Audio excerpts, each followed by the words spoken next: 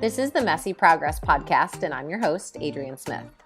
In today's episode, I'm talking with Dr. Lilly Tam, who received her doctorate degree in education from USC. She's also a clinical hypnotherapist and founder of ChunkyBrain.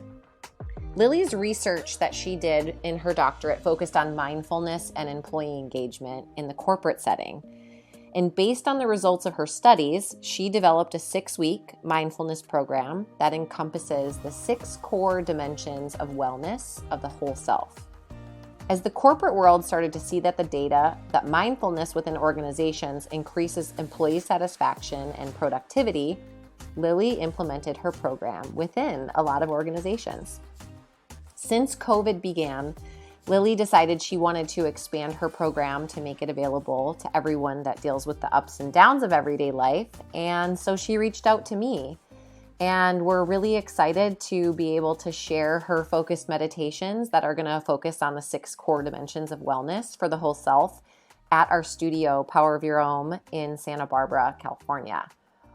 So I'm just going to get straight to it. You can hear this conversation. It's really amazing. And I love that Lilly and I can just talk super candidly about why this works and why it's needed for everybody. So enjoy. First, I'm so excited that I met you, Lilly. Yay! I'm so excited to have this conversation and share what you're the most passionate about sharing with people who are listening and just sharing generally with the world. So thank you for jumping on and doing this kind of last minute. Thank you. I think it helps both of us. Yeah. And I just want to share just the kind of in the beginning of this is how we got connected. You just reached out to me and said, I don't even remember the email, but it was like, hey, I'm doing this. I might be sort of like I'm looking for a space maybe to pursue this forward. And why I want to bring that up is because people who are listening, there's always this question of like, what's the right approach? How do I get in to do this? What do I do if I want to start teaching a yoga class for the first time? What do I do if I want to start my own business? What do I do? And they're like, the answer is listen to what you think you should do and start to just move in that direction. That's my simple answer. What would you say about that? Okay, 100% yes. And if I can give a little background to how this happened, I was actually in my own practice of meditating, and this whole COVID time, the number one question a lot of us have is where and what is our path? And I know like a lot of people, we lost our contract jobs, or we lost jobs. I lost my position because the whole company shut down. And so, I've been filling that time with other things. But then as I was meditating, I said, I still want to stay in the game. And if these companies aren't going to be in person, how else can I share my talents? And how else can I share my gifts? And I originally reached out to some, I guess they would be considered rehabs. And because I felt like that's where it was most needed, because we are seeing an increase in alcohol and drug consumption. Yeah, it's honest. It's like sales for drug and alcohols. Like through the roof. And then I realized, just for where I'm at right now, I'm not sure if that's the clientele I wanted to focus on.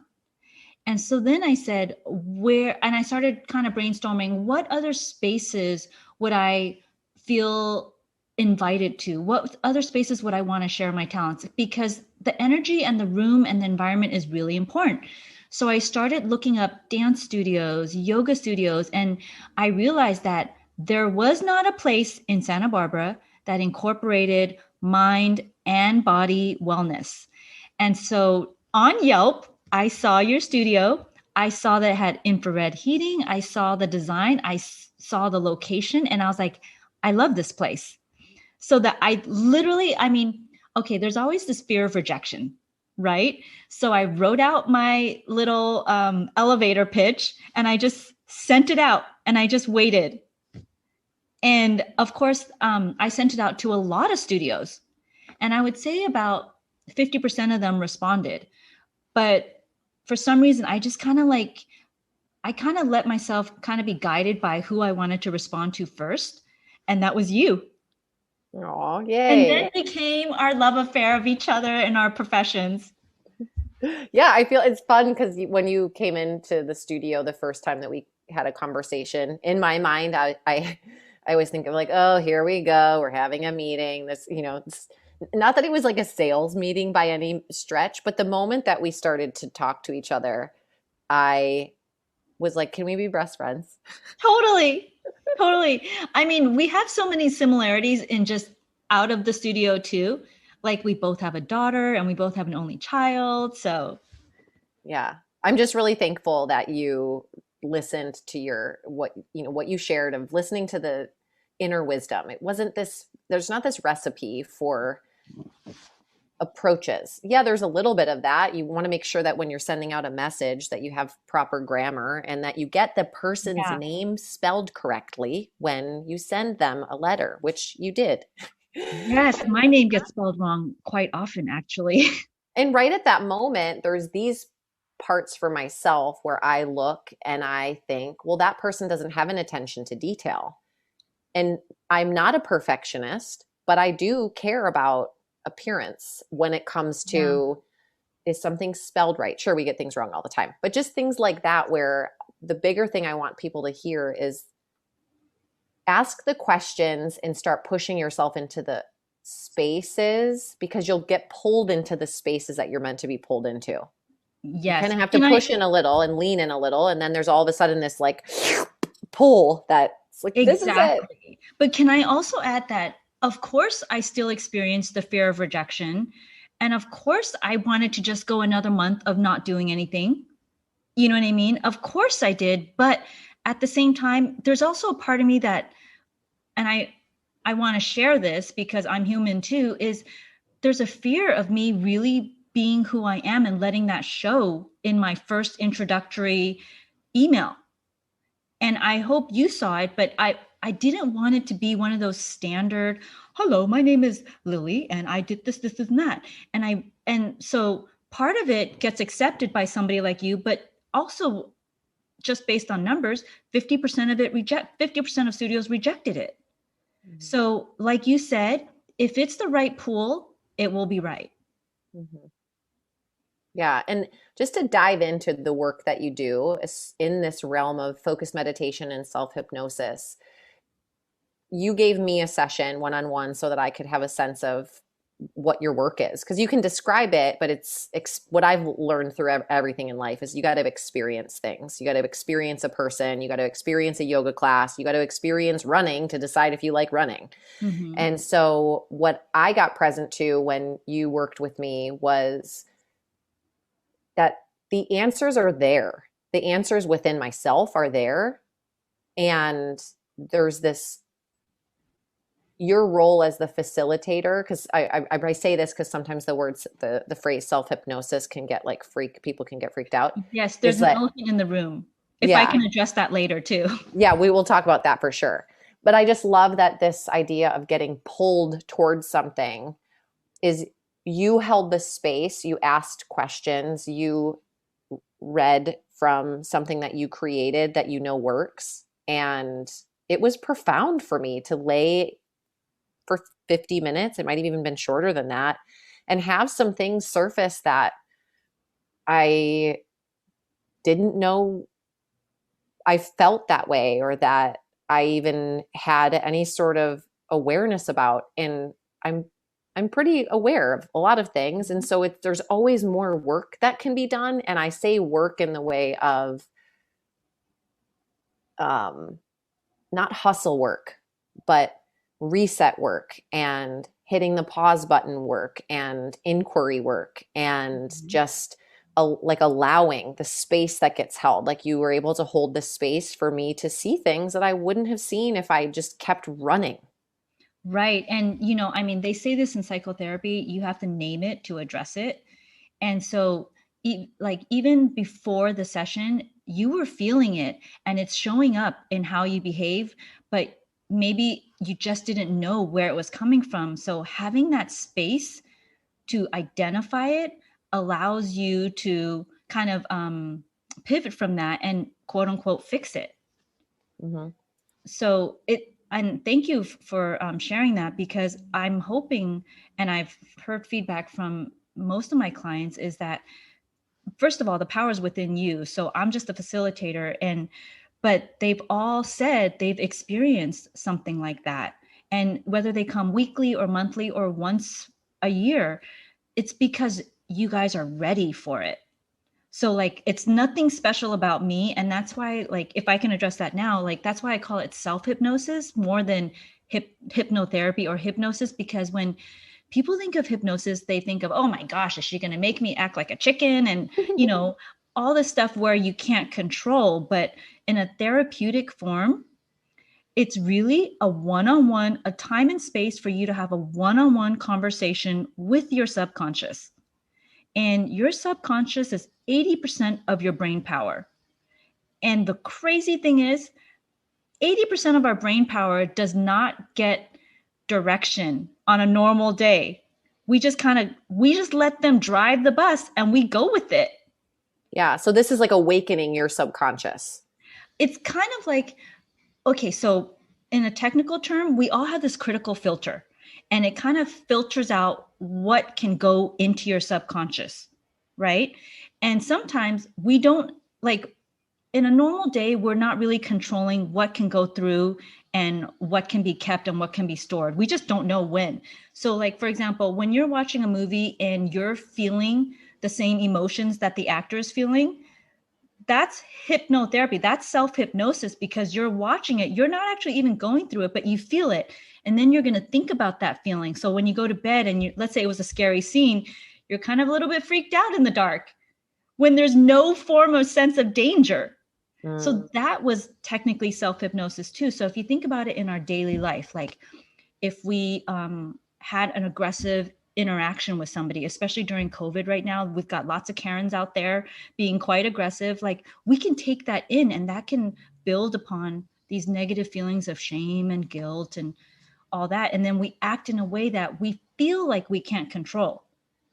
So when you actually have that one-on-one conversation and you open up that critical filter because you trust yourself, then you become the driver of the bus and you say, okay, this stuff that happened, let's just get rid of it.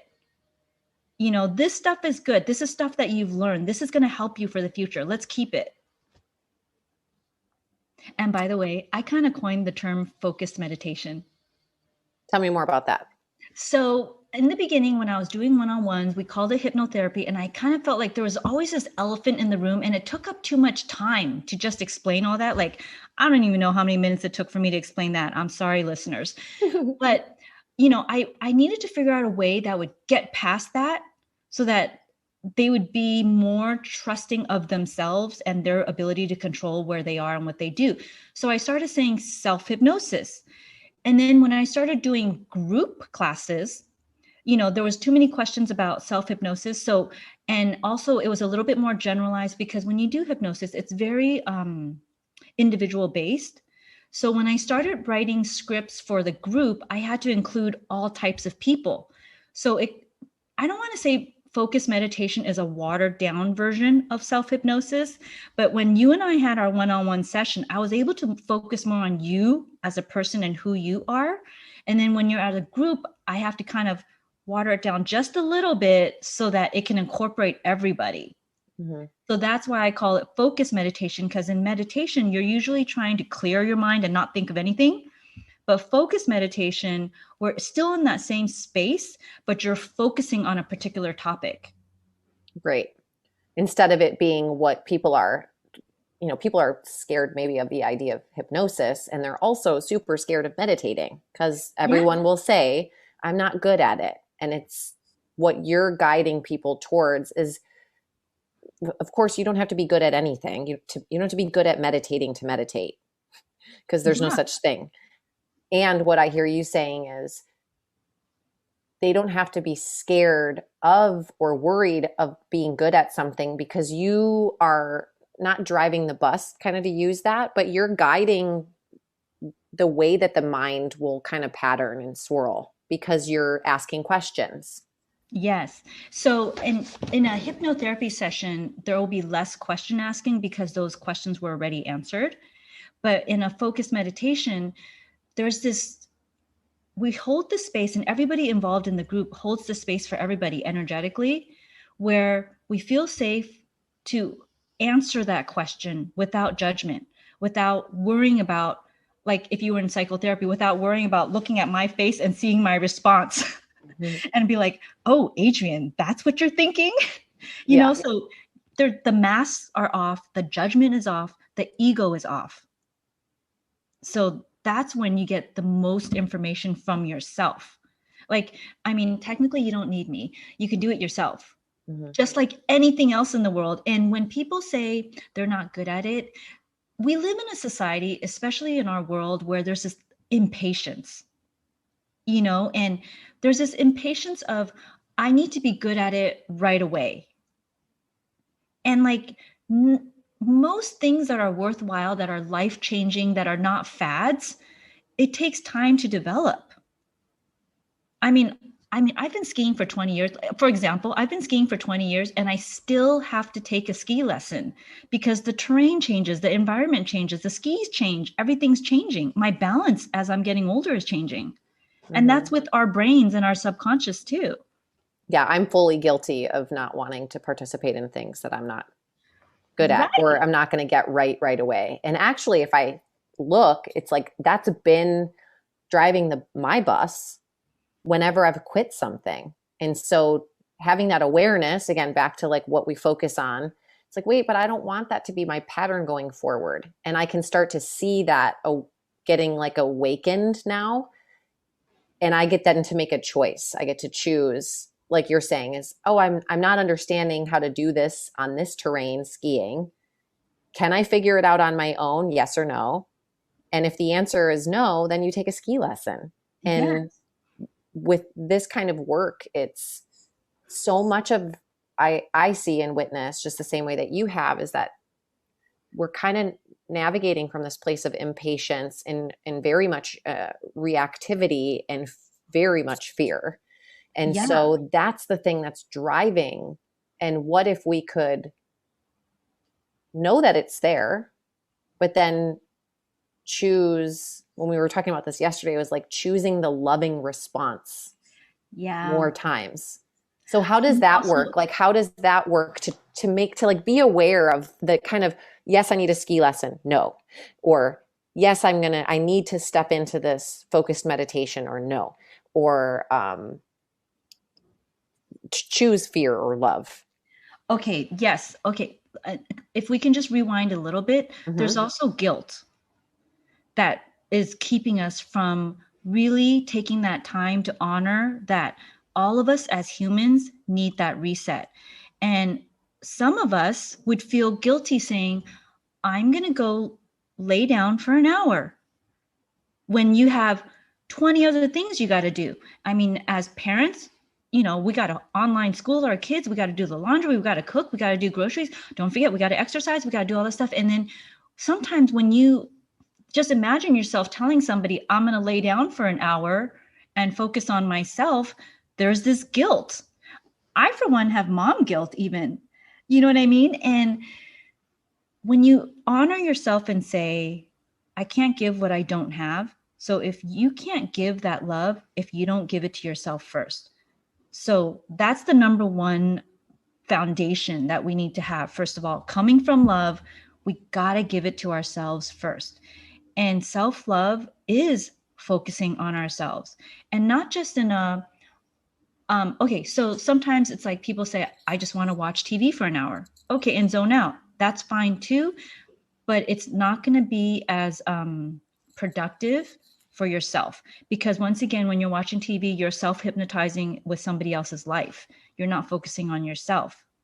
Hmm. So giving yourself permission to love yourself first is, I think, the number one foundation. I don't know if I answered the question. Did I?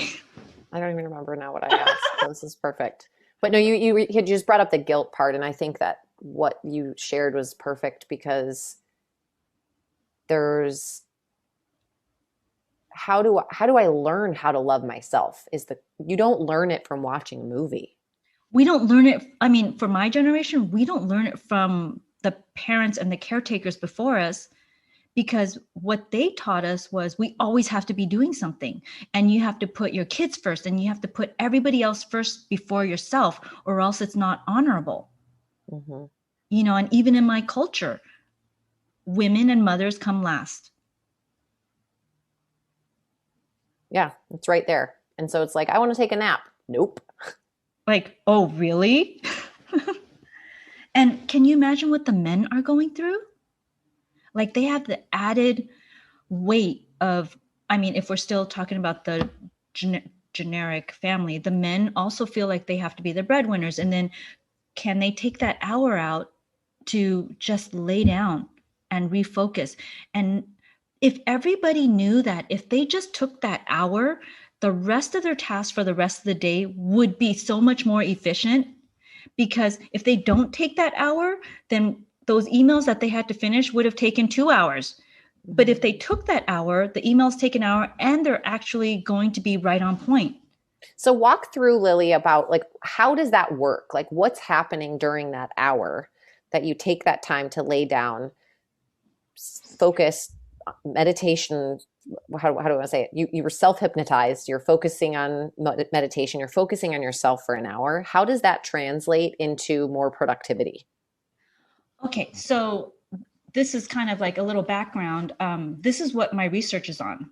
It's mindfulness and employee engagement. And employee engagement, I mean, it's kind of like a corporate term, but it means being efficient, being productive, being engaged, wanting to do what you do, and also doing what you don't want to do, but still doing it in a, how about, can I just say, still doing a good job with the things you even don't want to do.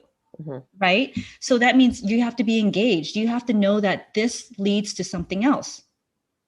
So for those 60 minutes, and okay, you can do it in 9 minutes. You can do it in 20. I founded a company. It's ChunkyBrain. Basically, it's where you chunk your time, right? Mm-hmm. So you could do it in 5 minutes. You could do it while you're waiting in line for something. But it's really just, okay, I don't want to go into too many tangents, but if we're going to talk about like a 60-minute session, right? First, we have to just kind of release all that negative energy that we've kind of had from that day.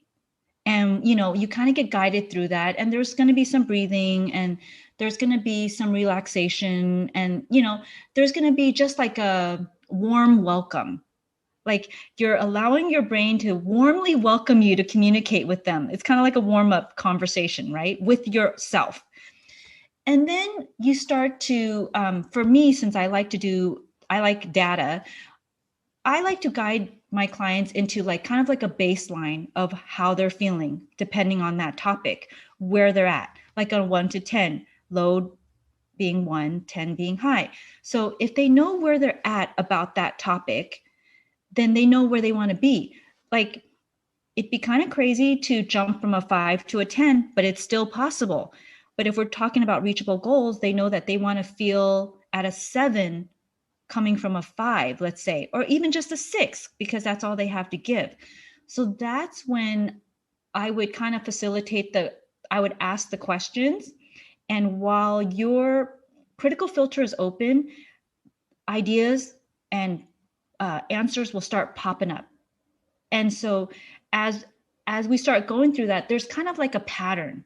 So then I'll ask more questions on that. And then we kind of like, it's kind of like walking through the library and kind of, how could I say it? Grabbing the books that you need to get you to where you need to be.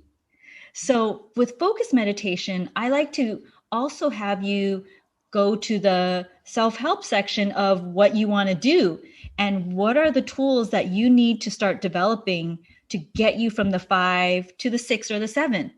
And so when you know those tools, and they're going to be different for everybody, then we also give you a time to visualize yourself doing that.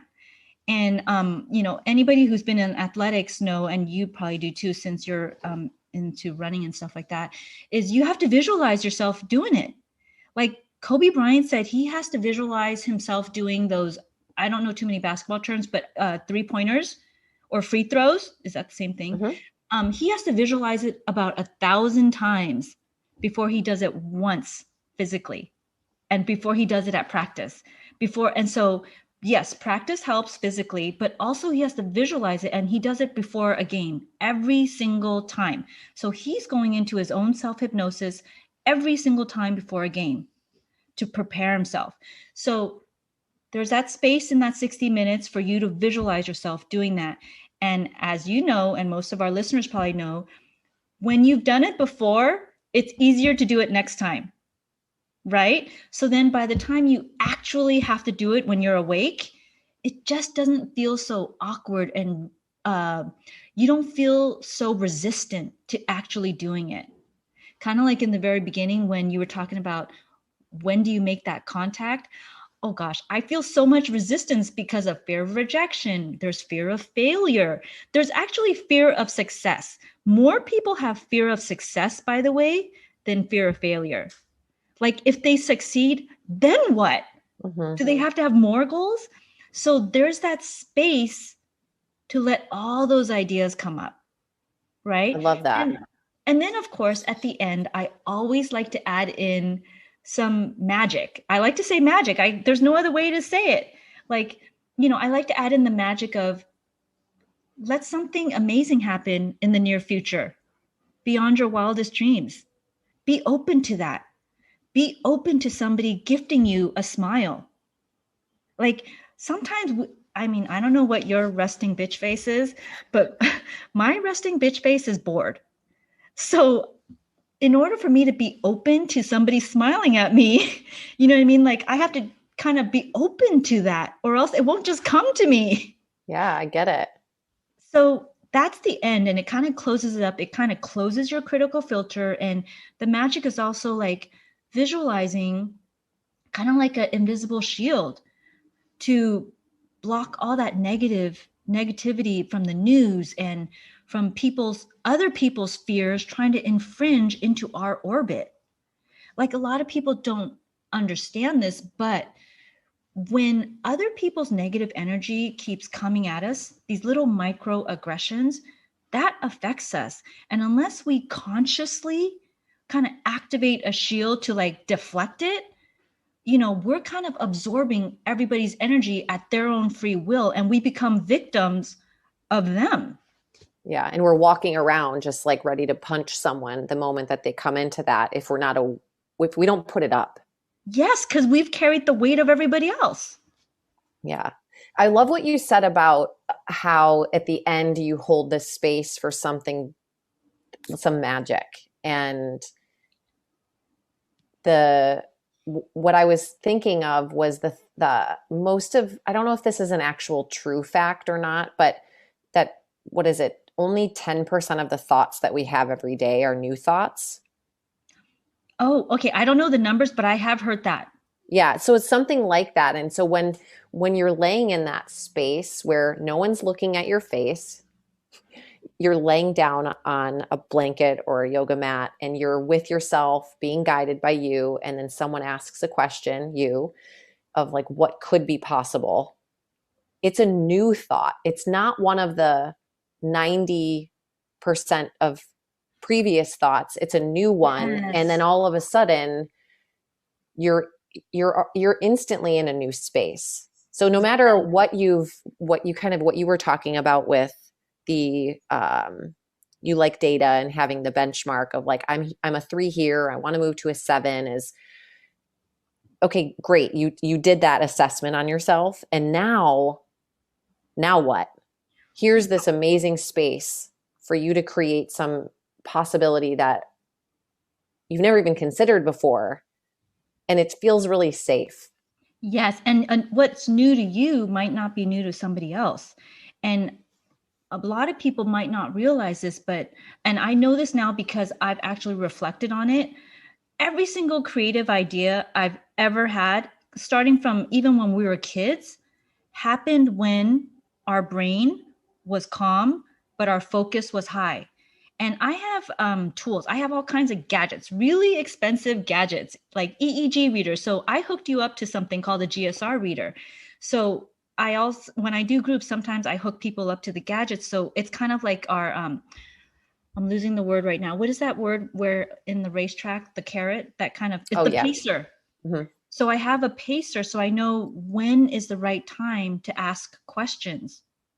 Because if your critical filter is still like resistant, like, oh, I don't want to go into this yet, this is scary, I can ask you any type of question. You're not going to come up with anything. You know what I mean? So it's this perfect level of relaxed but focused. And I want to say 100%, but I'm sure somebody can argue that. But almost all of our creative ideas have come from that. So, Yeah. and I'm not saying you had to have been laying down in a meditative session, but you literally could have been, let's say, having a dinner with somebody and your brain kind of zones out a little bit and out pops an idea. There was a split second where you were focused, but your brain was resting and that idea was able to come out.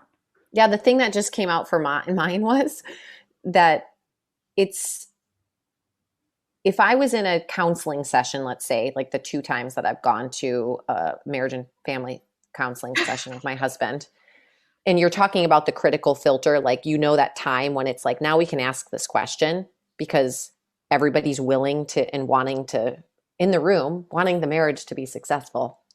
And yet it's like, it doesn't feel like that. Like, it's like still like there's a lot of tension. No one's being fully honest. It takes like a couple times. But if Yes. you actually, it's kind of weird, but the thought that I just had was, oh, I don't necessarily need to go to therapy with my spouse. I'm just super closed. I'm closed all the time. I'm closed off. I'm not open. I'm not willing. I'm not happy. There's a RBF going on constantly. And Wait, it's what's because RBF? resting bitch face. Oh, But I'm like, there's the reason that even if we went to counseling, it probably wouldn't work is because we're like, there's a part of us that's both just closed. And so just holding the 1 hour of space to yes. be open then allows for me to then walk back into my relationship with a clear space of a new possibility because I was open for maybe even just 10 minutes of the time, not even the full Exactly. hour. And when your eyes are open to in your conscious awake state, your brain usually will not go into the delta or theta, which is the resting. For some reason, your eyes have to be closed. It's one of those things, but it doesn't have to be physically closed. You could literally just zone out. Like sometimes when you're driving on the freeway and you miss your exit, your eyes are open, but you're not looking. Yeah. So it could even be in that space where you're not really looking. It's so, I mean, okay, I'm on the other end of the spectrum. I've been through many, many, many years of marriage therapy type hours. I mean, I feel like I could actually be one myself, but I'm not. Um, and I'm divorced. And you know what? Here's the one thing I felt that could have helped me. If I knew that if I could lay the spouses, I'm not even going to say husband and wife now because there's so many different variations, but if I could lay the spouses down or the relationship down and I would ask them the questions with their eyes closed, they don't have to say it out loud, but ask them these questions and then get up and share their responses.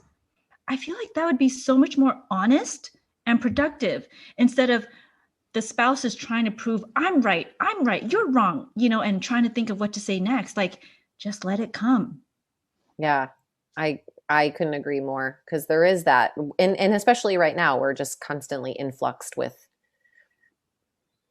more than ever. And then also not, it's like back to the beginning of the pandemic when it was like, okay, now you can't go anywhere. You can't be around anyone. You're stuck being with your family. Apparently you love them. Let's hang Yeah. out with them as much as possible. But then it's not like you can't get distracted from stuff while you're at home. So there's computers, there's music, there's, everyone's exercising at home. And then you can watch anything on YouTube. And so there's not like a clear space where you're both laying there being like Right. curious about how you actually feel. And marriage aside, it's just there's a lot of distractions.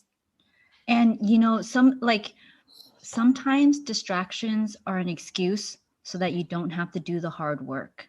Mm-hmm. So as far as we can go is we can offer at your studio the space, we can offer the energy, we can offer the expertise, but there's still always going to be the resistance of, do I really want to know? Because Mm-hmm. if I know, does that mean I have to commit to making a change? So, Yeah. and so I'd like to share with that, if listeners are having that question, I've had many clients want to make a change. They do sessions with me and they'll just straight up say, I'm not ready to make that change now, but these are the things that I feel better about. So I'm getting there. But when I'm ready, it will happen. So we've had stories of people who wanted to, quote unquote, stop smoking. We don't say quit smoking because a lot of people think quitting is bad. So we Mm. say we've had people who want to stop smoking. Sometimes it only took one session. One of my mentors, it didn't kick in. They did the stop smoking session. It didn't kick in till like 20 years later. So, and sometimes it doesn't kick in until 6 months later. But once that information is there, it's going to happen when you're ready. Mm-hmm. And So, say that again. So if someone like 20 years later, what was it that opened up for them 20 years later from a session? okay. So this is, and I'm going to try to make it sound more like layman's terms.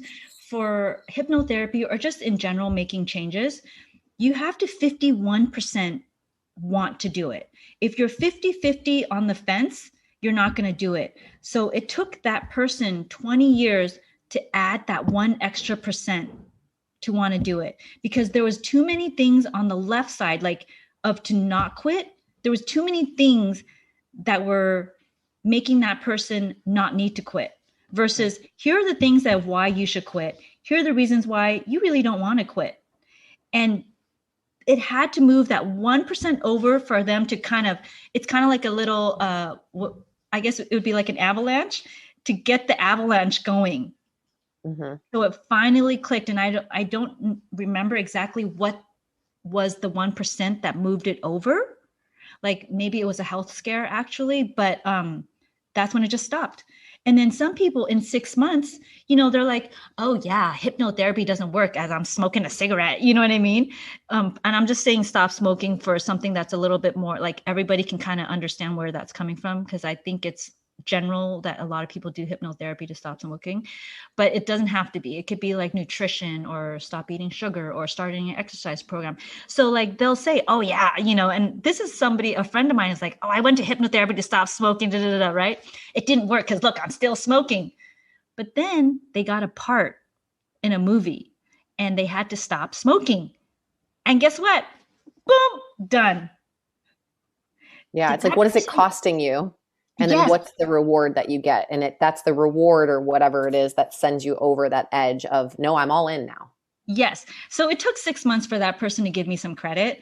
But for us and our program that we're going to be implementing at Power of Your Own, I'd want the listeners to know, like, just being open to going down that path of self-awareness doesn't mean that you have to make these drastic changes the next day. Nobody's holding you to a time frame, but just being open opens up the doors for so many other things. And usually it's positive. You know what I mean? I can't imagine it being negative. I've never heard negative on that. Yeah. I think about it as if you're starting to Google meditation, there's an open space. If you're Yes. starting to Google yoga studios, that's like you might not be ready yet, but then you're curious enough. And really, truly, what I hear you saying is like, that's all it takes. And then you just have to Yeah. walk in and then allow yourself to lay down, sit up, whatever. And then there's no commitment after that. It's just, Yeah. you just had the curiosity enough to start to look for it, to start to listen to this, and then to move into that space. And letting the rest take care of itself, as opposed to, this is the thing that some people might walk in. This is the thing I want to work on. This is the thing I want to fix. And it's like, great, this is for you too.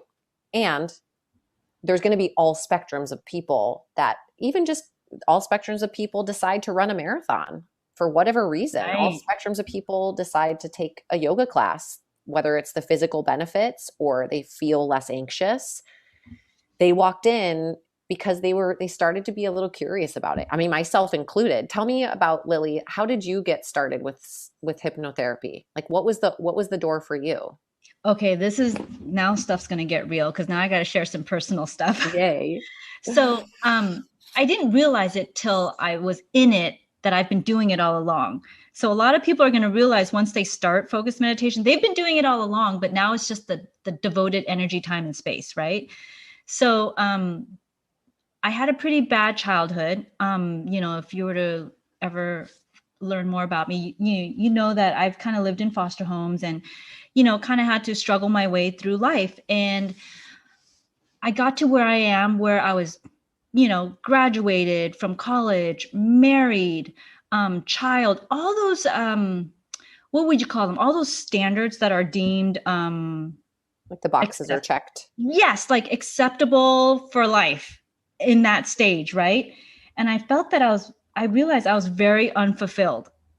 And I was checking those boxes, and I was lucky enough to encounter people and to do it with the right people, like my ex-husband now.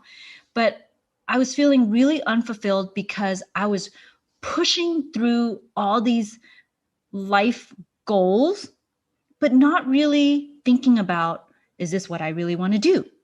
And so I had my teaching job. I had all this stuff that just seemed right. And I was so unfulfilled. And I'm not saying I was unhappy, but I just didn't know where my path was. And so it ended up me going into this whole thing of self-awareness, ended up me going through divorce. But what I realized was, and I don't know how many listeners have gone through like marital issues, but in the end, if you really think about it, you realize that it's not even about your ex. It's about you and the triggers and the negativity that you've brought on from past childhood traumas or past traumas you've brought into the marriage that you never really reset or thought about or fixed. Even though I thought I did, I thought I was fine. I thought that having a horrible childhood, I'd be the best mom ever. No, actually having the child triggered all my fears of, oh my gosh, what if this happens to her? What if this happens? What if that happens? And all kinds of other personal issues showed up that I started to try to find people to blame.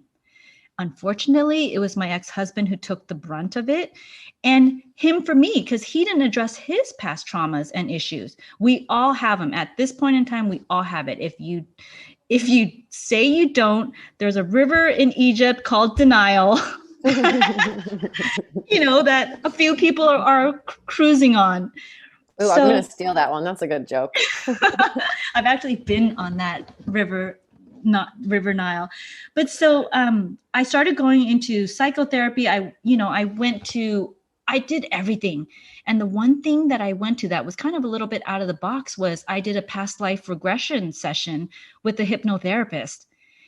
And at that moment in time, it was a 2-hour session. Everybody that was in my life, all the puzzle pieces fit together. I'm like, oh my gosh, that's why I needed to know that person. Oh my gosh, that's why this happened.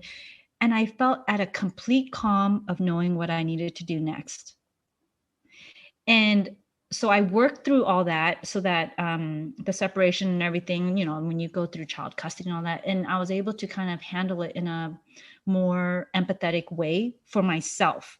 Now, of course, I still acted out and all that stuff. But when I realized how it really helped me and it was life-changing, I decided to go back to school to be a hypnotherapist. And so that's what I did. Went back to school, did that. And then I also realized, well, there's more to this. There's more to being a hypnotherapist. There's also facilitation, there's education. And then I went back to school to get my doctorate. So blending the two, which, adding the business sense to it, that's when I found my niche, which was in organizations like in the corporate world, where these people are working hard. They're working more than 8 hours. Let's just say, I was with tech companies and fintech companies. They're working so hard. And do they ever have that time to reset? And they don't usually, because the expectations of them to be productive, just like everybody else, is really high, because now commissions resting on the sales job and all this stuff.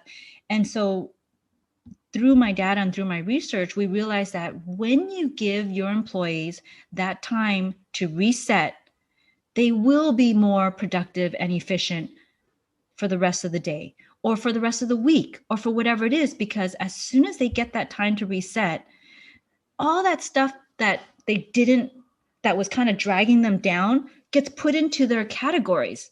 It gets organized so that it's not dragging them down and they could focus on what they really have to do, the task at hand. How were you able to know that? What was the research that you did that said this employee or this number of employees is more focused and productive after they do this work? Well, we didn't know that. And that's what was scary. And here's the thing, like the Googles and the Facebooks of the world, they had their own research. But, it's called a meta-analysis where we take their research and we try to put it and we do our own study. So I took all the best research that they did because they've already incorporated this many, many moons ago, even though mindfulness in corporate organizations is still technically kind of a new, anything under 10 years is still a new topic, and people still think, oh my gosh, it's so woo-woo, like it's for the millennials, but it's not, because it's been happening for decades. So I took their research and then I did my own micro research in an organization. And, Salesforce, I hope some of the listeners might know Salesforce. Salesforce is like the language of keeping all data, qualitative, quantitative, how much money everybody's making, how many phone calls everybody, like it is its own separate culture ecosystem where most organizations use that program. So what I did was I had one team with their manager in my program for 6 weeks. And of course, we set the baseline and we set the program that they committed to for 6 weeks. And then we monitored. We did the qualitative analysis. How are you feeling about your job? Yeah. These were the tasks that you said you did not enjoy doing, that you always put off till deadline. How are you feeling about doing those tasks now? So we always, for the most part, we saw an improvement. Even though I don't like it, I eat the frog. I don't know if you heard that term. Yeah, I've read that. Mm-hmm. So now I eat the frog and I do it first, or they'll say, the manager will say, I'm not as triggered when I see my, one of my team members not making their numbers because I know they will do it. I have to add more trust. So these are qualitative for me. But then I love what, just go back there for just a second. So it was like that person, when you said, I know that person will do it because I need to add in more trust. It's like, so they're in themselves, not trusting something in another person. And then it's making them point a finger. And then they realize, oh, actually it's living in me. They're going to do it. Yes. And because the manager needs mindfulness just as much as the employees. Mm-hmm. And, we talked about this. People leave their managers, not the organizations. Mm-hmm. So when the manager also improved on their own management skills based on their awareness, because I would never know the expertise of the managers. They're managers for a reason because they're experts at something.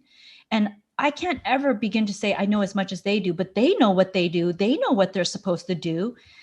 And whatever they're doing might not be working. So when they go into themselves, they figure out, well, I'm going to try this out. I'm going to try that out. So that's all qualitative. That means that's all data that we get from asking questions, right? Mm-hmm. So now let's look at the quantitative. Let's look at, is this team being more productive? And what happened in our micro study, and this is 100 people, yes, they made more phone calls, right? So some of them, they have to make 100 calls a day. Some of them would make 170. Mm. So, and then does that turn into numbers? Are they calling in less for sick days? Because that costs a lot of money. And so now they're not calling in as much. Now they're not as late. You know what I mean? And then are they making more in commissions? Well, naturally, if they're making more calls, they're making more sales because they just have to throw the net out. Mm-hmm. So quantitatively, they're also making more money. Yeah, it's a win. Yeah, it is. And even if, and this is another thing that we said, even if the leadership didn't have complete buy-in, because this is what happens. One person will have complete buy-in because they're a practitioner themselves of yoga, mind, body, meditation. And then we got maybe the treasurer. I'm just going to blame the treasurer. Oh my gosh, that's so woo-woo. I'm not going to do it. All I care about is money. Exactly. That costs too much. Even if that person does not have buy-in, the program still works. Mm. Now, if that person restricted them from actually fully implementing what they've done, then that's a problem. But if they just kind of keep their mouth shut, I don't have complete buy-in, but let's just see, like they want us to fail, it still works. Mm-hmm. So that's what's great. amazing about it. Now, yesterday off this interview, we were talking about how focused meditation, and this work specifically, is very different than when someone says, I meditate by running. Talk about that. Okay. So meditation by running, it's okay. How about this? Exercise, I consider it as a form of meditation. But remember, when your eyes are open and you're having to think about the mechanics, there's also the mechanics of your body. You're not really focusing. So like, it's probably the next level. How about that? Because there are certain things that happen with your brain when you don't have to use your vision for safety. You know what I mean? Like, once again, you could be focused meditating in the middle of Times Square with your eyes open, but like when you're exercising, you're not really putting 100% in. So the people who like to say, I meditate by running, I meditate by cycling or swimming or whatever, yes, that's 80% of it. But that extra 20%, that extra fully committed person will get a lot more out of it. Because also so with mindfulness and meditation is usually we're trying to clear everything out, right? With focused meditation, we're thinking of something specific. So it's kind of like you could be in a conversation 100% or you could be in a conversation 80%. But your brain knows if you're only in it 80%. Mm-hmm. Right? Well, it's like, it's just even like the skill of listening. If you and I are talking, if I'm really listening, I can't be taking notes because then I'm not hearing what you're saying. My brain is writing down the last thought, and then I can't even have the opportunity for a new question to get uploaded from my listening because I'm not really listening. Exactly. And, here's the funny thing. We all knew this when we were young. Like, if you think about your daughter or my daughter, they know when you're not 100% there. Oh, totally. Yeah. They catch you in all your stuff. Look, mom, look, mom, yes. Look. And I'm like, I'm looking. You're like, no, you're not. And you know what? Our subconscious is telling us, hey, look, you got to focus on this. You got to focus on this. And we're kind of like, well, we are. And they're like, no, you aren't. Yeah. That's like the example of, you can't really multitask. Like if you're chewing food and your body's working on digesting. Yeah. The brain can't digest your food if you're also typing and having a conversation, reading something. It's not that it's bad, but your body just can't do the thing because your brain can not do two things at once. And guess what? In let's just say in a normal everyday life, sometimes 80% is good enough. Mm-hmm. So like what you're saying is like, and I bring this up because I bring this up for myself, and I bring it up for what I've heard thousands of times is like, oh, I run, so I don't need meditation. It's my meditation. Yeah. I do yoga, so I don't need meditation. And I'll be the first one to tell you that yoga is awesome.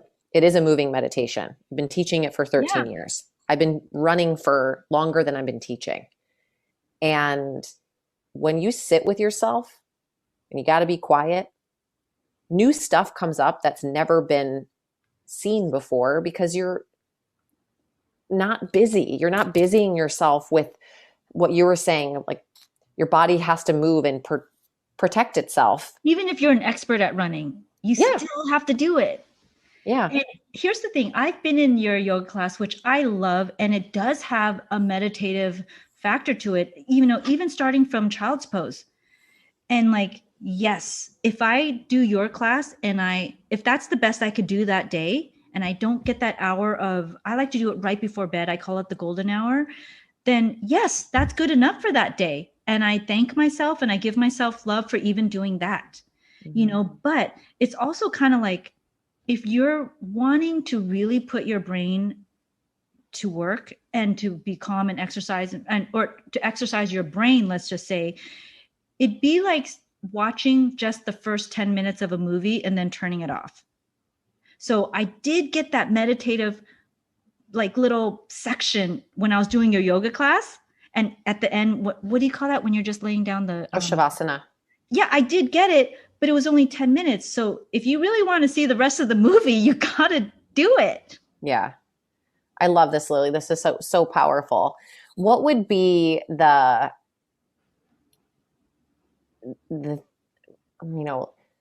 who needs this right now more than anyone?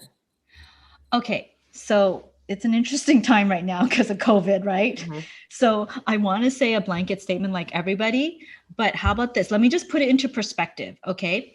So all of us have been affected, whether we want to admit it or not. We've had to change our life, just even if it's a micro level. Like for me, mine was macro, but for some people, maybe it's micro. Now, regardless of what your practice was before COVID, now is the best time for everyone to pivot because we've been forced to make this change. So COVID actually, the silver lining of COVID is it already got the machine moving. So we're already, I'm not going to say more open to change, but we've already been pushed into change. So the avalanche, right, is coming. It's been forced upon us in a way that we would never have forced it upon ourselves. Yes. And so we're already on the bus going down the road. So now we just have to move from being a passenger to the driver. Before COVID, we had to first figure out what bus was, we had to buy the ticket, and then we had to try to figure out if we were going to get on that bus. So we kind of just got a brain hack from COVID. We're on the bus. Just move up to the driver's seat. So that's why I think everybody, like I've done it, you've done it. I mean, we've talked about this where we wouldn't be meeting if we didn't get to the driver's seat. Mm-hmm. So, I mean, if I could just, okay, I have a challenge for all the listeners, since we're already on the bus of the change bus, right? Mm-hmm. When you're in line next time, when you're at the grocery store, when you're getting a coffee, when you're whatever, just in line, waiting for a friend at lunch, I have a challenge for you to just take 3 deep breaths, notice what your senses are feeling, the weather, the smells, who you see around you, and refrain from looking at your phone. Like, it's a great challenge. When we sit down, we're going to look at the phone. For me personally, the crazy part that you say that is it's not natural to do that, but we've now made it natural to do that. And you see, it's almost like if you're at a table and everyone's phone is out, I feel like I need to bring my phone out so that I fit in. And I'm like, I don't want to. And yesterday when I was meeting you, I decided so what happens is when you don't look at your phone for that 5 minutes, let's say, and you just look ahead, you're actually starting that pattern of letting your brain, your subconscious rest, starting to categorize and organize. It'd be like a sink full of dishes starts to get cleaned up on its own. So, you know what I mean? So like for those 5 minutes that you're waiting, the dishes are getting cleaned up and categorized and put where it's supposed to be. And that's going to start the pattern of really feeling at peace, giving yourself that love of this is what I need. It seems weird because I'm the only person doing it. And when I was waiting for you, I was like, guess what else I'm going to do? I'm not going to open my laptop until I finish eating. Mm-hmm. So I gave myself about 35 minutes before I met with you yesterday at that cute little place, that time to reset. And so if you're worried about sitting still, I think that's a good place to start. Yeah, taking those 3 deep breaths while you're anywhere. Yeah, so it's taking those 3 deep breaths and really focusing on not looking at your phone and just thinking about that. Like, why do I want to look at my phone right now? Even if you were to say, why is this urge so strong? All of a sudden, these other feelings will start coming up. Like, do I feel not important? Am I a boring person? Like these questions will come up, and then that will lead you to asking more questions of yourself. Mm-hmm. And getting to know yourself. I think that's one of the big things that you brought it up in this conversation about, with everyone else is doing different things, but what's in it for you? Like, what's the answer for you? Everyone that comes to a class, let's say, they're all walking in different walks of Mhm. life, different experiences, different traumas, different responsibilities. And at the core of it all, they're the ones that are the drivers of the bus of their own life. And so we need to start asking ourselves those questions and asking more questions, and then starting to take action on those questions that we're asking. And all that stuff happens, which is crazy when you're in one of these sessions, because Yeah. you're holding the space for yourself to ask these questions in places that, and what I can't remember the 3 words that you said. What's when you walk into this class, there's a space being held for you. It's a time, it's an environment. How did you describe that? Well, it's time, environment, energy. Yeah.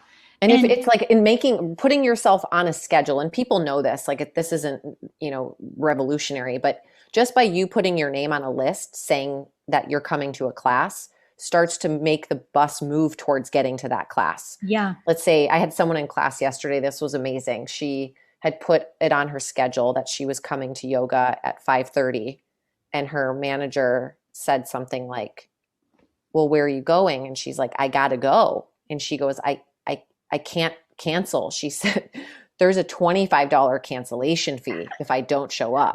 So she's like, "So you can give me the $25 if you would like me to stay at work, but otherwise I'm going to go." And so just by doing that, you're holding the space for yourself to walk into a room, to do nothing else. And you can't, I mean, you could, but why would you waste it to, you know, your phone's not going to be with you. You can't be reached. Your children are, I've said this before, unless you're going to leave a class to go attend to something, nothing else matters while you're in that 1 hour session, other than the Right. thing that you've said you're going to do for an hour. And can we add more to what this person did? Like, this person showed her value, and she put into muscle memory that her health is just as important as her job. And without her health, she wouldn't be working.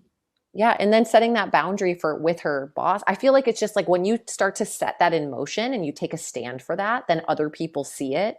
Yeah. And then they're like, "Whoa, what's changed in you?" And you're like, "I actually care about myself. I love myself." Just to get Yes. back to that. And that's the answer for how to solve all of the problems.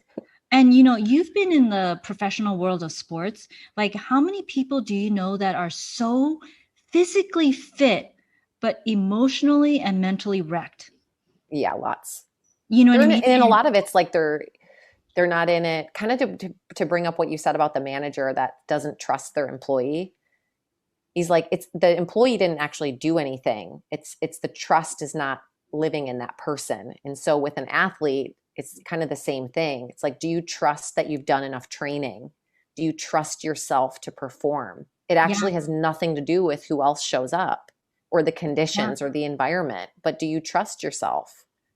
exactly. And I think that trust and building that into confidence, I mean, it's basically balancing the outer beauty with the inner beauty. And, of course, I mean, I'm going to just be real. Doing yoga makes me feel good, but also I think it makes my body look a certain way that I think I find appealing, Yeah. and guess what? If I was unhappy and I was feeling whatever I was feeling or burdened, no matter how beautiful my body looks, I'm not going to be appealing. Mm-hmm. So it's a balance. Yeah, I love that. And that's something that's super important to me for people to get. I've had these conversations recently with some women is, you know, do I want your butt to be toned? I actually don't care. But if you feel better because you feel stronger, then this was a win. But Yeah, it's like you still have to do like you gotta step back for a second and be like, whoa, this beautiful body is here. But if I don't love that body, the whole, there was like a Dove beauty campaign at one point, like love the skin you're in or whatever it is. Oh, It's yeah. like, Yeah. yeah, I've got great skin, great, or And even that, like great strength, but I don't love I don't love myself, and the strength is worth nothing. right. And like, I mean, and you know market research, but there's a lot of market research that shows that posture can show confidence and, attractiveness and stuff like that. And there's two ways to fix your posture, and you have to do both. And one of them is physically training your muscles, but another one is building that inner confidence that you do spending time with yourself. Mm-hmm. You know what I mean? And like, technically when you're standing straight, you're opening your heart chakra. Yeah. Lilly, I want to wrap up, and I want to take you through a couple, what I like to do at the end of these sessions is little rapid fire questions. And one of the first question I want to start with, because you alluded to it at the beginning or at one point during this conversation, was what is your nighttime routine in a perfect world before you go to bed? Oh, I love this because I've actually okay, so here's the silver lining to being divorced. There's two versions. When I don't have my child with me, I like to, so I speak to a shaman and he gives me these oils. So I put the oils on my wrist and I love to just lay down and just see where my thoughts take me. For how long? Until I fall asleep. And sometimes I will literally start that at 6:00 in the evening, literally that early. And then I sleep all the way through until like 8:00 in the morning, and just all kinds of dreams. And then what happens is I have a little mini recorder and I record all my dreams. And then every so often I'll check in with my shaman and I'll tell him my dreams, and then he'll kind of help me dream translate. Wow. So now what about the nights that you don't have your daughter? So that's when you do have your daughter. When I do have my daughter, a perfect night would be, okay, this is like a reveal that people can probably be controversial. She still sleeps with me. So I put her into bed and I read a little bit of my Kindle because, she likes me to be in bed with her. So I get to read a book that I don't usually get to read when I have to be looking at her all the time. Mm-hmm. And I just read my Kindle right next to her. Great. Until it's bedtime. Oh, that's so sweet. Yeah. What is a word that you're living by right now? Ooh.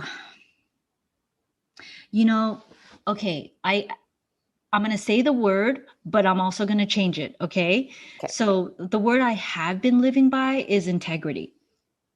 And I made a commitment to do everything with integrity. But I realized that using that word also made me judge myself when I thought things through that were without integrity, or when I act out, or when that 10% of me just wants to bitch slap somebody. That's not with integrity. And so I want to say the word integrity, but at a percentage, I'll say like 80%, and then 20%, all bets are off. Yeah. I love that. It's like, we can psychoanalyze ourselves so much that we then are criticizing ourselves if we don't live up to the expectations.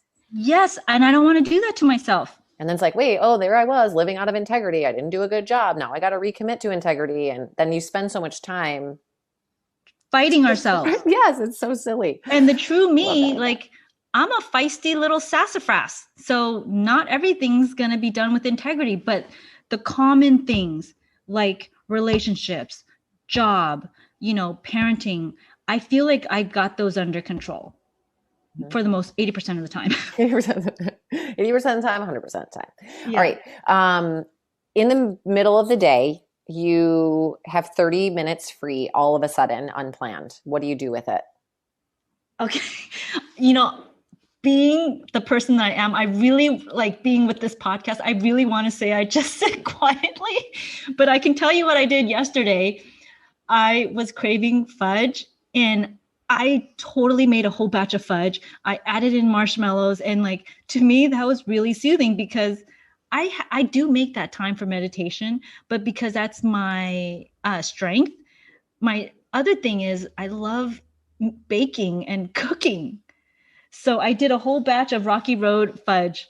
Oh, you're going to share that with me? Of course, if you can eat it. Yeah, absolutely. All right. What would you tell the younger version of yourself?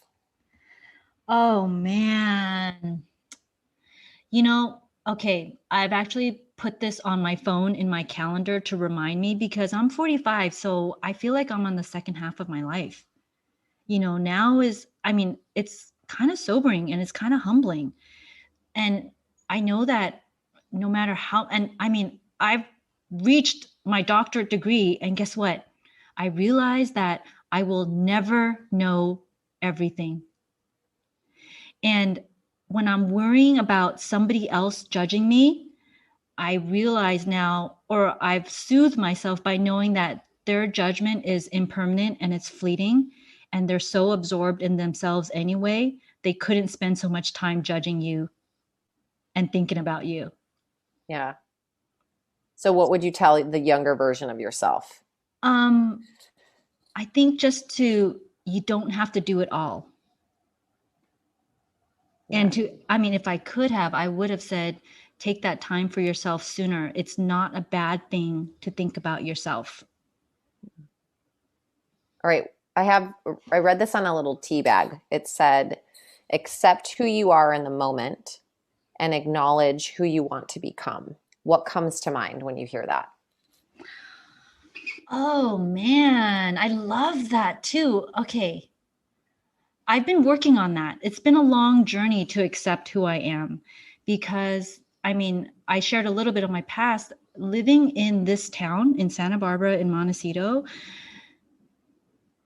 It's unusual to have a background like me. There's a lot of wealth here, financial and everything, and there's a lot of quote unquote, they think class and all this stuff. And I'm not from there. I'm not from that. I wasn't taught that. So I have to accept myself as the black sheep in this town, but I deserve to be here. Now, where do I want to be?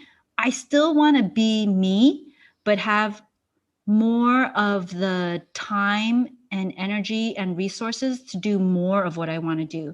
Because right now I'm so focused on helping me and helping my daughter and helping my inner circle and where I am with my career, but I haven't got to that next level of really helping at a global scale. And I hope that one day I'll be there. I think that you're getting there. Just like what I know about this conversation, your energy, your passion, your desire for, I guess it's just the passion for this kind of work, that you know that it works, that you've experienced that it works, and that it's starting to happen. Yeah. And yeah, it's starting to happen. Thank you. I love that somebody else is having faith in me too, because that just adds to my energy of pushing forward. Yeah. Thank you for this, Lily. Of course. Thank you for having me. Thank you for listening, guys. Thanks for listening. I really hope that you join us at the studio for these focused meditation classes that are beginning on April 12th. The classes are going to start Mondays at 7 p.m. Pacific Standard Time, Wednesdays 4 p.m. Pacific Standard Time, and Fridays 12 p.m. Pacific Standard Time. Each class will be 50 minutes in length of the meditation and 10 minutes to just kind of wind down and get into the rest of your day. You can find those on our website at powerofyourown.com/class schedule. And they're also going to be available virtually. So if you're not able to join us in person in Santa Barbara, we would love to have you join us virtually, and you're still going to get so much out of it, no matter where you are. And the last thing is, we'll be adding some of these sessions to our on-demand library. So if you are a member of the studio, you can check back in and listen in on these whenever you can, whenever you want to. All right? Have a great week.